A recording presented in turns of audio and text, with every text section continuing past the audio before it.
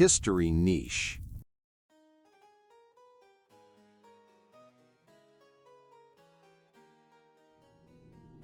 December 16th, 1773. A cold winter evening in Boston Harbor. Snow falls gently on 3 British ships loaded with tea. But tonight, something extraordinary is about to happen. An act of defiance that will echo through history and spark a revolution that changes the world forever. This is the story of the Boston Tea Party. To understand this moment, we need to go back a few years. Britain had just won the French and Indian War, but victory came at a steep price. The British Empire was drowning in debt, and King George III had a solution: make the American colonies pay for it. First came the Stamp Act in 1765, taxes on paper, newspapers, even playing cards. The colonists protested, and Britain backed down. Then the Townshend Acts in 1767 brought new taxes on glass, paint, and tea. Tensions rose higher and higher. In 1770, British soldiers fired into a crowd in Boston, killing 5 colonists. They called it the Boston Massacre. The relationship between Britain and her American colonies was breaking apart. And tea, something as simple as tea, would be the final straw. In May 1773, the British Parliament passed the Tea Act. It actually lowered the price of tea, but that wasn't the point. The act gave the British East India Company a complete monopoly on tea sales in America, and it came with a tax the colonists had never agreed to. No taxation without representation, the colonists cried. It wasn't about the money, it was about principle. If Parliament could tax their tea without their consent, what would they tax next? Their homes? Their businesses? Their freedom? The colonists saw clearly where this road led, and they refused to walk it. Enter the Sons of Liberty, a secret organization of patriots led by a Boston tax collector named Samuel Adams. These weren't just wealthy merchants or politicians. They were shopkeepers, craftsmen, sailors, and students. Ordinary people who believed in an extraordinary idea, that people should have a say in their own government. They met in secret, distributed pamphlets, organized boycotts, and rallied the people. Samuel Adams was a brilliant organizer and a passionate speaker. He understood that this wasn't just Boston's fight. It was every colony's fight, and he was about to prove it. In the fall of 1773, 7 ships carrying over 600,000 pounds of East India Company tea set sail for America. 3 of them, the Dartmouth, the Eleanor, and the Beaver, arrived in Boston Harbor. Governor Thomas Hutchinson, a loyalist appointed by the king, refused to let the ships leave. By law, the cargo had to be unloaded within 20 days, or it would be seized, and the colonists would be forced to pay the tax. The deadline was December 17th. The clock was ticking. Boston held its breath. What would happen when time ran out? December 16th, 1773, the final day.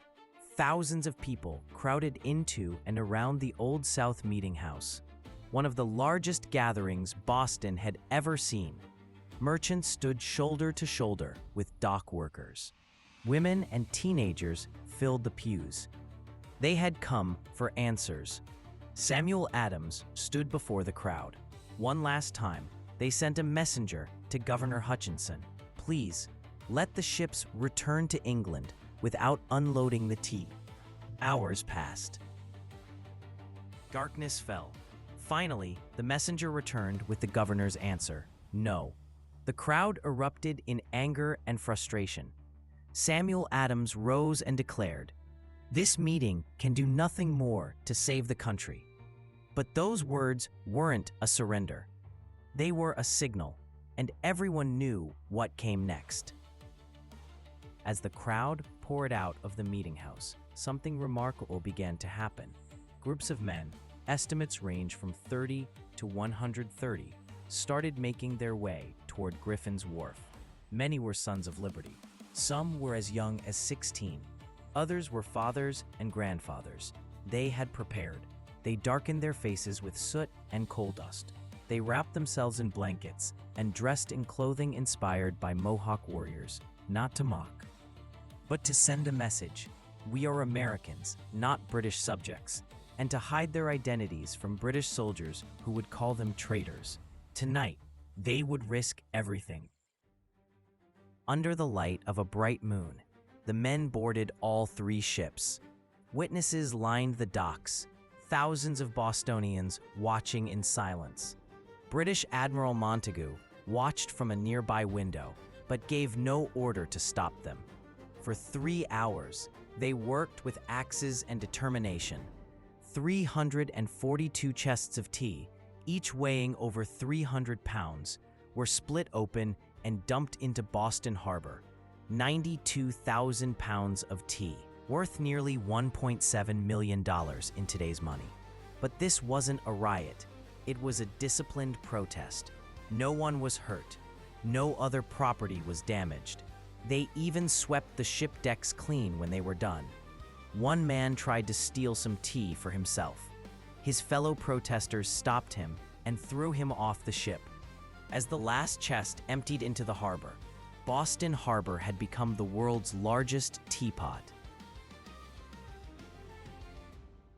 When the sun rose on December 17th, tea leaves covered the water like a strange, bitter snow. Governor Hutchinson was furious, calling it an act of treason.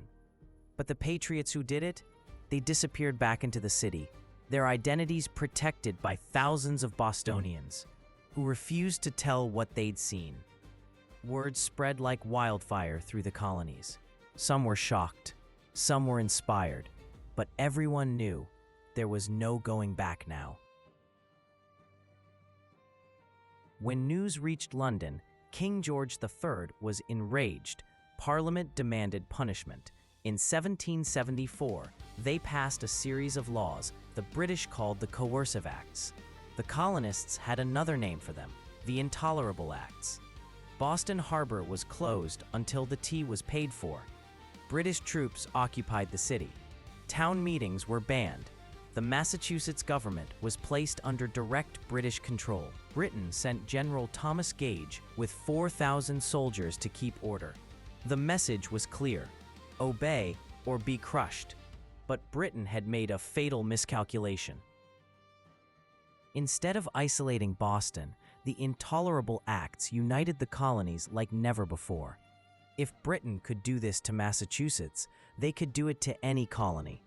Virginia sent supplies. South Carolina sent rice. Even distant colonies rallied to Boston's defense. In September 1774, representatives from 12 colonies gathered in Philadelphia for the First Continental Congress. They weren't talking about tea anymore. They were talking about rights, liberty, and whether they could remain British subjects at all. The fuse had been lit. On April 19, 1775, less than 16 months after the Tea Party, British soldiers and colonial militia exchanged fire at Lexington and Concord. The American Revolution had begun. The Boston Tea Party wasn't really about tea. It was about a principle that seems simple today, but was revolutionary then. People deserve a voice in their own government. No taxation without representation. Government by the consent of the governed. Those colonists who dressed as Mohawk warriors, who risked their lives for a principle, who dumped tea into Boston Harbor on that cold December night, they didn't just start a revolution. They planted an idea that would grow into the United States of America. And that idea, that ordinary people have the right to govern themselves, continues to inspire people fighting for freedom around the world, even today. The Boston Tea Party, December 16, 1773, the night that changed everything.